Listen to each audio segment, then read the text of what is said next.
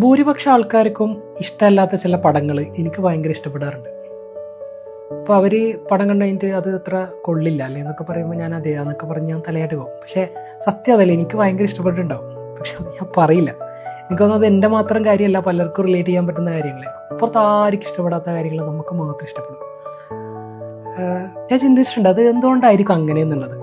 എനിക്കൊന്നും നമ്മൾ മറ്റുള്ളവരോട് ചോദിച്ചിട്ട് ഒരു പുസ്തകം വാങ്ങുക, അല്ലെങ്കിൽ ഒരു പടം കാണുക, അല്ലെങ്കിൽ എന്തെങ്കിലുമൊക്കെ കാര്യങ്ങൾ നമ്മൾ മറ്റുള്ളവരുടെ അഭിപ്രായം ചോദിച്ച് വാങ്ങുന്നതിനേക്കാൾ കുറേ കൂടി നല്ലത് നമ്മൾ സ്വയം അത് എക്സ്പീരിയൻസ് ചെയ്യുന്നതെന്ന് തോന്നുന്നു. കാരണം ആൾക്കാരുടെ കാഴ്ചപ്പാടുകൾ വ്യത്യസ്തമാണ്, ആൾക്കാരുടെ ഇഷ്ടങ്ങൾ വ്യത്യസ്തമാണ്, ഇതെല്ലാം വ്യത്യസ്തമാണ് മനുഷ്യർക്കിടയിൽ. അപ്പം എനിക്ക് തോന്നുന്നു ഇഷ്ടങ്ങളും അതുപോലെ തന്നെ വ്യത്യസ്തമായിരിക്കും. അപ്പം എനിക്ക് തോന്നുന്നു റിവ്യൂകൾ നമ്മൾ സ്വയം നടത്തുന്നതാണ് നല്ലത്.